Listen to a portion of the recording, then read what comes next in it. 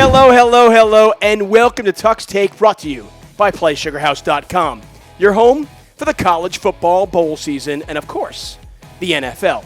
No place better to get in on that action. And now, you can get more action for less. Use the deposit code TUCK for a 100% match on any dollar amount up to $250. This is only for first-time depositors. Sorry, guys. The NFL is anything but predictable. So in this sea of erratic parity, it can be difficult to know where to put your money. That's where I come in. While I can't promise you that this will be as exhilarating as Kenyon Drake's game-winning touchdown versus the Patriots. How awesome was that? I can assure you that I'll do my best to make us all a bit of coin on the side.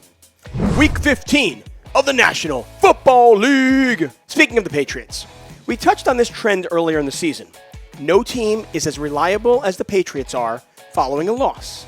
In fact, they are now 16-4 against the spread when coming off a loss in their last 20. While there are no certainties in sports betting, this is as close to an ATM machine as you'll get. As if you needed more evidence to bolster your confidence in this pick, Brady and Belichick have absolutely owned the Steelers as of late. 5 straight wins. The last time the boys from Steel City bested the Patriots was back in 2011.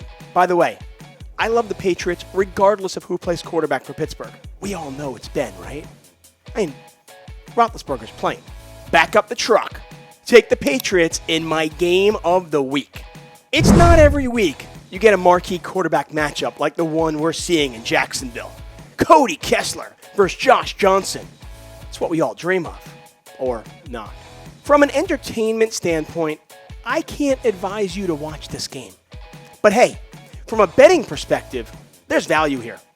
We're talking about a Jaguar team that has now scored 15 points in their last 2 games.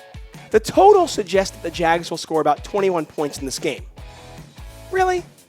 I don't see it. I've tortured myself by watching Cody Kessler and this offense the past 2 weeks. It hasn't been pretty. The Redskins' quarterback woes are well documented at this point, and while nobody, except maybe Nathan Peterman, is worse than Mark Sanchez, his replacement, Josh Johnson, isn't exactly striking fear in the hearts of defensive coordinators. Johnson's last start was back in 2011. I mean, the poor guy was using a video game just to learn his teammates' names. Take the under. Back in Week 1, the Chicago Bears and newly acquired Khalil Mack dominated the Green Bay Packers offense for much of the game. With only 18.5 minutes remaining, the Bears were up 20-0. And then, Aaron Rodgers did his best Willis Reed impersonation. The future Hall of Famer hobbled back on the field and led his team to a 24-23 victory. Much has changed since then, and almost none of it good for the Packers. You want to know what hasn't changed? That scowl on the Bears' defensive players. Look, that scowl on the Bears' defensive players after their Week 1 matchup.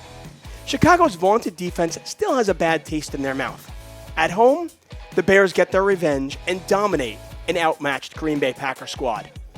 The play this week? The Bears. That never gets old, does it?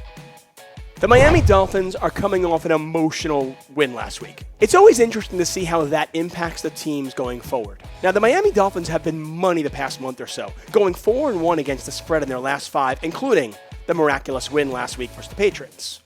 With Ryan Tannehill under center, and it looks like he's going to play, this is a different team.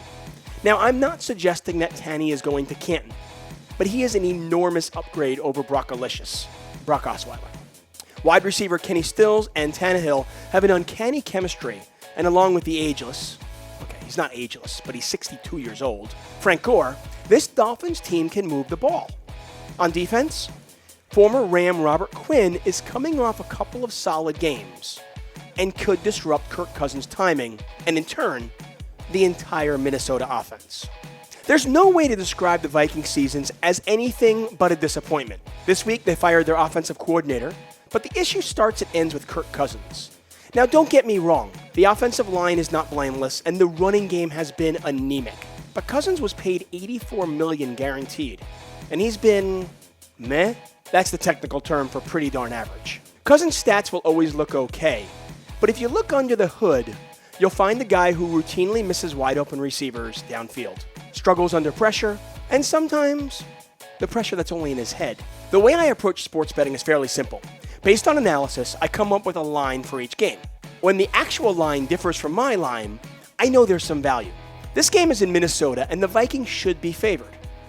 But they've surpassed 300 yards in total offense once in the past 5 games, and now sit at a rather unimpressive 6-6-1.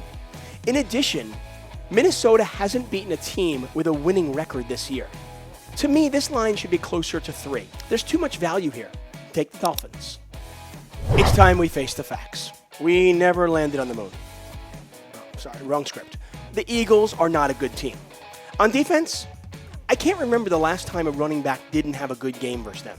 Their secondary is riddled with injuries, and now they head out west to play against an angry Rams team determined to get their offense back on track after they were humiliated by Chicago. I haven't even mentioned Philly's sluggish offense or the fact that Wentz may or may not play. I don't really care. I think this one gets away from them, and Aaron Donald feasts. Give me the Rams. That'll do it for this week's edition of Tuck's Take. Until next week, I'm David Tuckman. And don't forget, use the code TUCK to get a 100% match up to $250. Enjoy the games, and good luck.